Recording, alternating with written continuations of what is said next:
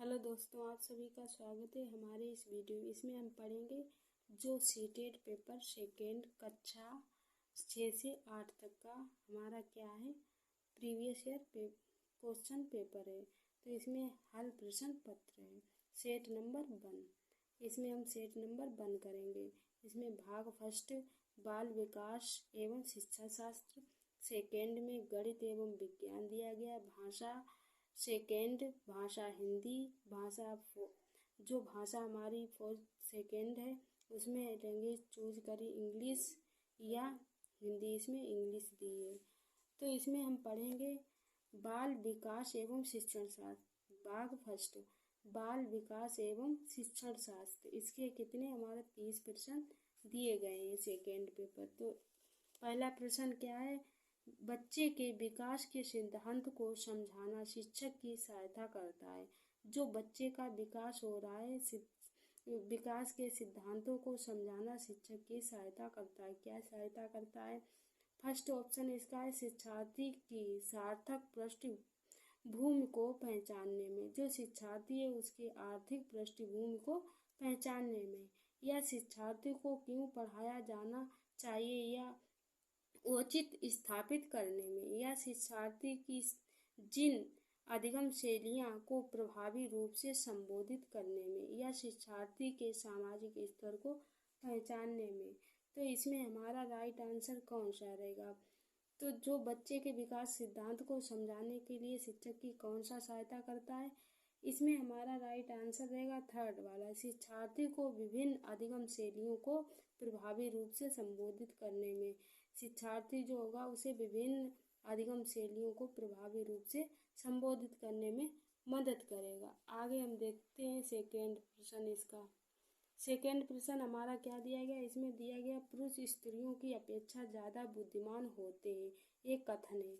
ये कथन किसका था? जिसने दिया था कि जो स्त्रियां होती हैं पुरुषों की अपेक्षा, जो पुरुष होते हैं स्त्रियों की अपेक्षा ज़्यादा बुद्धिमान होते हैं। कथन किसका था? सही हो सकता है, लैंगिक पूर्वग्रह को प्रदर्शित करता है, बुद्धि के विभिन्न पक्षों के लिए सही है, ये सभी सही है। तो इसमें हमारा राइट आंसर कौन सा होगा? तो इसमें हमारा राइट आंसर है लैंगिक पूर्वग्रह को प्रदर्शित करता है। जो लैंगिक पूर्वग्रह है उनको प्रदर्शित करता है। प्रश्न नंबर थर्ड देख लेते हैं। जो इरफान क्या कर रहा है? खिलौनों से खेल रहा है। थर्ड वाला प्रश्न है इरफान खिलौनों को तोड़ता है और उसके पुर्जों को देखने के लिए उन्हें अलग कर देता। आप क्या करेंगे? जो इरफान है क्या कर रहा है? खिलौनों को तोड़ देता और उसके पुर्जों को देखने के लिए उन्हें अलग कर देता। आप एक शिक्षक हैं तो क्या करेंगे? उस पर हमेशा नज़र रखेंगे। आप उस पर हमेशा नज़र रखेंगे या उनके जिज्ञासी स्वभाव को प्रोत्साहित करेंगे, उसकी ऊर्जा को सही दिशा में संचालित करेंगे, उसे समझाएंगे कि खिलौनों को तोड़ना सही नहीं है, इरफान को खिलौनों से कभी नहीं खेलने देंगे। तो इसमें हमारा राइट आंसर क्या रहेगा? तो इसमें हमारा राइट आंसर है सेकेंड वाला, कि उनको जिज्ञासु स्वभाव को प्रोत्साहित करेंगे और उसकी ऊर्जा जो है उसे सही दिशा में संचालित करेंगे। तो इसमें हमारा राइट आंसर है थर्ड वाला, सेकेंड वाला। प्रश्न नंबर फोर्थ देखते हैं। फोर्थ क्या दिया गया है? क्रेटीना। जो क्रेटीना है अपनी कक्षा को क्षेत्र भ्रमण पर ले जाती है और वापस आने पर अपने विद्यार्थी के लिए भ्रमण पर चर्चा करती है। जो भ्रमण क्या है उस पर चर्चा करती है। डॉट डॉट की ओर संकेत करता है। ये किसकी ओर संकेत करता है? तो देखते हैं इसके ऑप्शन क्या दिए गए हैं। सीखने के लिए आकलन, सीखने के लिए आकलन कर रही है, या आकलन के लिए सीखना कर रही है, आकलन का सीखना या सीखने का आकलन। तो इसमें हमारा राइट आंसर कौन सा होगा? जो हमारा फोर्थ वाला है इसमें हमारा राइट आंसर कौन सा होगा? तो उसमें क्या हमारा राइट आंसर होगा? फर्स्ट, सीखने के लिए आकलन कर रही है। प्रश्न नंबर 5 देखते हैं। प्रत्येक शिक्षार्थी स्वयं से विशिष्ट है। इसका अर्थ है जो प्रत्येक शिक्षार्थी है स्वयं में कैसा है? विशिष्ट है। इसका अर्थ क्या है? शिक्षार्थी में ना तो कोई समान विशेषता होती है और ना ही उनके लक्ष्य समान होते हैं। सभी शिक्षार्थियों को लिए समान पाठचर्या संभव नहीं है। एक विषम रूपी कक्षा में शिक्षार्थी की क्षमता को विकसित करना असंभव है। कोई भी दो शिक्षार्थी अपनी योग्यता, रुचि और प्रतिभाओं में एक समान नहीं होते हैं। तो इसमें हमारा राइट आंसर कौन सा रहेगा? जो 5 वाला है उसमें हमारा राइट आंसर कौन सा रहेगा? तो इसमें कौन सा हमारा 4th वाला, कोई भी दो शिक्षार्थी हैं तो अपनी योग्यता और रुचि में प्रतिभाओं को एक समान नहीं होते हैं। प्रश्न नंबर 6 देख लेते हैं, हमारा क्या दिया गया है। सृजनात्मक उत्तरों के लिए आवश्यक है विषय वस्तु आधारित प्रश्न। जो विषय वस्तु है उस पर आधारित प्रश्न, मुक्त उत्तर वाले प्रश्न, एक अत्यंत अनुशासित कक्षा या प्रत्यक्ष शिक्षण प्रत्यक्ष प्रश्न। जो हमारा 6 वाला है इसमें कौन सा आंसर सही होगा? तो विषय वस्तु आधारित प्रश्न, जो विषय वस्तु है उस पर आधारित प्रश्न सृजनात्मक उत्तरों के लिए आवश्यक होता है। विषय वस्तु आधारित प्रश्न पूछना। प्रश्न नंबर 7 देखते हैं, हमारा क्या दिया गया। इसमें क्या है? शिक्षार्थी, जो शिक्षार्थी है शिक्षार्थी को डॉट डॉट के लिए प्रोत्साहित नहीं करना चाहिए। समूह कार्य में दूसरे शिक्षार्थी के साथ सक्रिय रूप से अंतर क्रिया इसमें नहीं पूछा गया है। अधिक से अधिक पाठ सहगामी क्रियाओं में हिस्सा लेने के लिए, या शिक्षक को पूछ सकते हैं उन सभी उत्तरों को याद करने में, या कक्षा के अंदर और बाहर अधिक से अधिक प्रश्न पूछने में। तो इसमें नहीं पूछा गया है। तो इसमें हमारा राइट कौन सा होगा? 3rd वाला, शिक्षक जो पूछ सकते हैं उन्हें सभी प्रश्नों को याद करना तो है ही नहीं।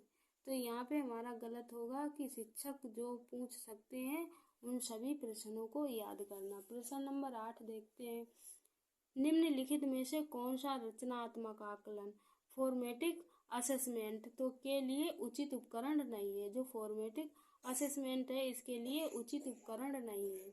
तो इसके ऑप्शन देख लेते हैं। इसके ऑप्शन दिए गए हैं, मौखिक प्रश्न, सत्र परीक्षा, प्रश्न उत्तर और खेल दत्त कार्य।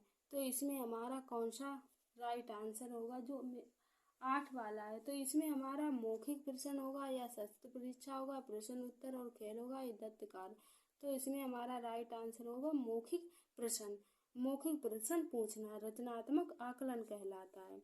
तो देखते हैं नेक्स्ट प्रश्न, भारतीय समाज की बहुभाषिक विशेषता को डॉट डॉट देखा जाना चाहिए। विद्यालय, ऑप्शन देख लेते हैं, विद्यालय जीवन में समृद्ध बनाने के लिए संसाधन के रूप में। सेकंड क्या दिया गया? विद्यार्थी को सीखने के लिए अभिप्रेरित करने हेतु शिक्षक योग्यता की चुनौती के रूप में। 3rd दिया गया, शिक्षार्थी के लिए विद्यालय जीवन की एक जटिल अनुभव के रूप में बनाने के कारक के रूप में। शिक्षण अधिगम प्रक्रिया के बाधा के रूप में। तो इसमें हमारा राइट आंसर कौन सा होगा? तो इसमें हमारा राइट आंसर है विद्यालय जीवन को समृद्ध बनाने के संसाधन के रूप में। देख लेते हैं नेक्स्ट प्रश्न। तो 10 हमारा शिक्षा विद्यार्थी के जीवन में रिक्तियां रह जाती हैं, उनके निदान के बाद डॉट डॉट होना चाहिए। संगठन अभ्यास कार्य, सभी पाठों को व्यवस्थित रूप से दोहराना, या विद्यार्थी और अभिभावकों को उपलब्धि के विषय में बताना, या समुचित उपचारात्मक कार्य। तो जो हमारा 10 वाला है इसमें कौन सा राइट होगा? जो विद्यार्थी है उसकी रिक्तियां रह जाती हैं, उनके लिए निदानात्मक के बाद आता है क्या? समुचित उपचारात्मक। पहले हमारा निदानात्मक आता है बच्चे की कमजोरियों को पता लगाने, फिर उसका उपचार करना। तो इसमें हमारा राइट आंसर होगा 4th वाला, उपचारात्मक, समुचित उपचारात्मक। प्रश्न नंबर 11 देख लेते हैं, हमारा क्या दिया गया। सबसे अधिक गहन और जटिल सामाजिकरण होता है। सबसे अधिक गहन और जटिल सामाजिकरण होता है किशोरावस्था के दौरान, पूर्व बालावस्था के दौरान, या प्रौढ़ावस्था के दौरान, या व्यक्ति के पूरे जीवन में। तो इसमें हमारा राइट सबसे गहन और जटिल के बारे में पूछा, तो इसमें हमारा राइट आंसर होगा 1st वाला, किशोर अवस्था के दौरान। प्रश्न नंबर 12 देखते हैं। आनुवांशिकता को सामाजिक संरचना माना जाता है, गौड़ माना जाता है, स्तर माना जाता है, गत्यात्मक माना जाता है या प्राथमिक माना जाता है। तो इसमें हमारा राइट आंसर होगा स्तर। आनुवांशिकता को स्तर माना जाता है। अब प्रश्न नंबर 13 देख लेते हैं। 13 हमारा प्रश्न नंबर तो इसमें पियाजे के अनुसार, जो पियाजे हैं उनके अनुसार पहली अवस्था जन्म से 2 वर्ष के दौरान बच्चा ... सबसे सीखता है। निष्क्रिय शब्दों को समझने में या अमूर्त तरीके से चिंतन द्वारा या भाषा के नए अर्जित अनुप्रयोग या इंद्रियों के प्रयोग से। तो इसमें हमारा राइट आंसर कौन सा होगा? 0 से 2 वर्ष का बच्चा। तो क्या इसमें हमारा राइट आंसर होगा? 4th वाला, इंद्रियों के प्रयोग से। प्रश्न नंबर 14 देखते हैं हमारा क्या दिया गया। इसमें क्या पूछा गया? इसमें निम्नलिखित में से कौन सा समझ के लिए शिक्षण के प्रदर्शित नहीं करता है? जो शिक्षण की समझ के लिए प्रदर्शित नहीं करता है, तो इसमें हमारा नहीं पूछा गया। फर्स्ट ऑप्शन क्या है? नियम कैसे काम करता है, इसे स्पष्ट करने हेतु उपकरण उपलब्ध करने के लिए विद्यार्थी को पढ़ाना, समानता और अंतर देखने और सदृशता स्थापित करने के लिए विद्यार्थी की सहायता करना, विद्यार्थी को एकांकी तत्वों और प्रक्रियाओं को याद करने के लिए योग्य बनाना, या परिघटना या अवधारणाओं को अपने शब्दों में अभिव्यक्त करने के लिए विद्यार्थी को कहना। तो इसमें हमारा राइट आंसर कौन सा होगा? जो 14 वाला। तो इसमें क्या है? विद्यार्थी को एकांकी तत्वों और प्रक्रियाओं को याद करना। इसमें नहीं पूछा गया, तो हमारा राइट आंसर है 3rd वाला। देखते हैं नेक्स्ट प्रश्न हमारा क्या दिया गया है। 15वां, सीखने का वह सिद्धांत जो पूर्ण रूप से केवल अवलोकनीय व्यवहार पर आधारित है। सीखने ... के सिद्धांत पर समृद्ध है। विकासवादी, व्यवहारवादी, रचनावादी या संज्ञानवादी। तो इसमें हमारा राइट आंसर कौन सा होगा? जो 15 वाला है, इसमें हमारा राइट आंसर कौन सा होगा? तो इसमें पूछा गया है सीखने का वह सिद्धांत जो सीखने का सिद्धांत है अवलोकनीय व्यवहार। तो इसमें होगा व्यवहारवादी। प्रश्न नंबर 16 देखते हैं।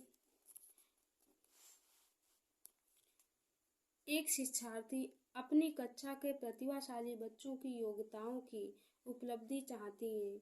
अपने उद्देश्य की प्राप्ति करने के लिए निम्नलिखित में से क्या नहीं करना चाहिए?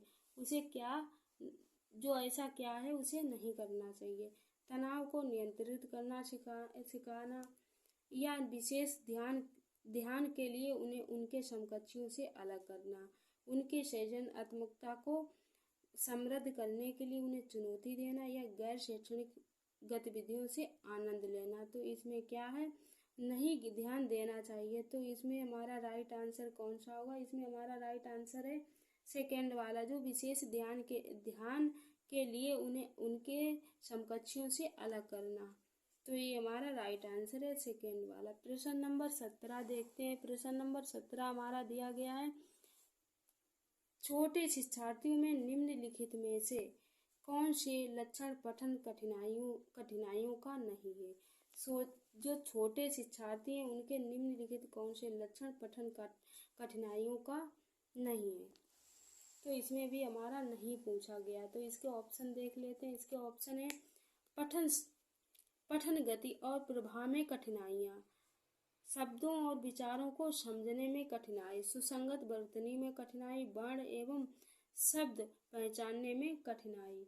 जो हमारा 17 वाला है, इसका राइट आंसर क्या होगा? इसका राइट आंसर है पठन गतिविधि और प्रभाव में कठिनाई। प्रश्न नंबर 18 देख लेते हैं। निम्नलिखित में से कौन सी विशेषता आंतरिक रूप से अभिप्रेरित बच्चों के लिए नहीं है? उन्हें कार्य करने में आनंद आता है, वे कार्य करते समय उच्च स्तर पर ऊर्जा प्राप्त प्रदर्शित करते हैं, वे चुनौती भरे कार्यों को पसंद करते हैं, वे हमेशा सफल होते हैं। तो इसमें हमारा राइट आंसर कौन सा होगा? 18 वाला। तो इसमें हमारा राइट आंसर है 4th, वे हमेशा सफल होते हैं। प्रश्न नंबर 19 देख लेते हैं, जो हमारा प्रश्न नंबर 19 दिया गया था। शिक्षार्थी का आत्मनिगमन डॉट डॉट की और संकेत करता। विद्यार्थी के व्यवहार को विनिमय बनाना। विद्यार्थी के नियम द्वारा बनाए गए नियम विनिमय, स्वयं अनुशासन और नियंत्रण, अपने सीखने का स्वयं पर्यवेक्षण करने की उनकी योग्यता। तो इसमें हमारा राइट आंसर कौन सा होगा, जो हमारा 19 वाला है। तो इसमें हमारा राइट आंसर होगा शिक्षार्थी आत्मनिगमन, तो अपने सीखने के स्वयं परिप्रेक्षण करने की योग्यता। प्रश्न नंबर 20 देख लेते हैं। निम्नलिखित में से किस कथन को सीखने के लक्षण के रूप में नहीं माना जा सकता है। सीखना कुछ ऐसी चीज है जो कुछ अनुभवों के परिणाम स्वरूप घटित होती है। व्यवहार का अध्ययन सीखना, अन्य अधिगम भी सीखने का एक हिस्सा है।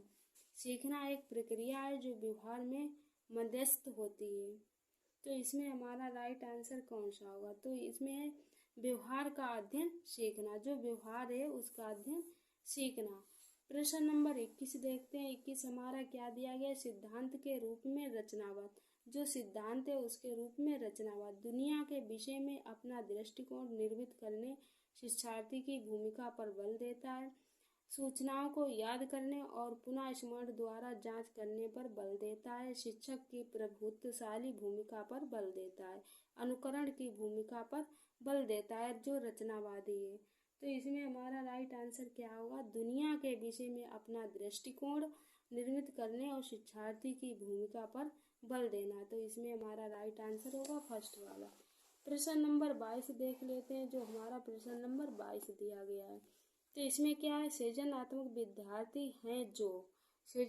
विद्यार्थी हैं जो बहुत बुद्धिमान, परीक्षा में हर बार अच्छे अंक प्राप्त करने के योग्य, या पास लेटरल चिंतन और समस्या समाधान में अच्छा, या ड्राइंग और पेंटिंग में बहुत विलक्षण है।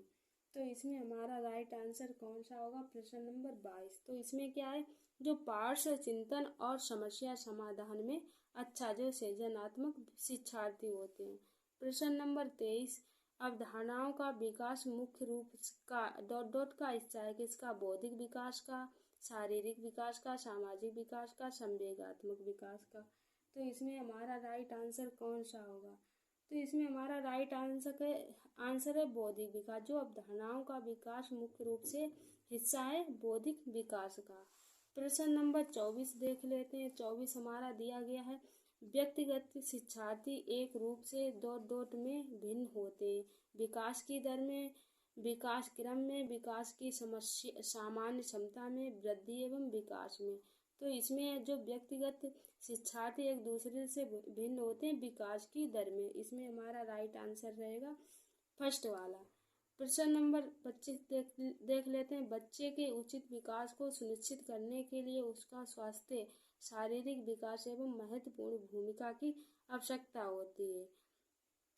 तो इसमें क्या हमारे ऑप्शन दिए गए हैं, इसमें गलत हो सकता है, क्योंकि विकास निरंतर व्यक्तिगत मामला है। सही है, क्योंकि विकास क्रम में शारीरिक विकास सबसे पहले स्थान पर आता है।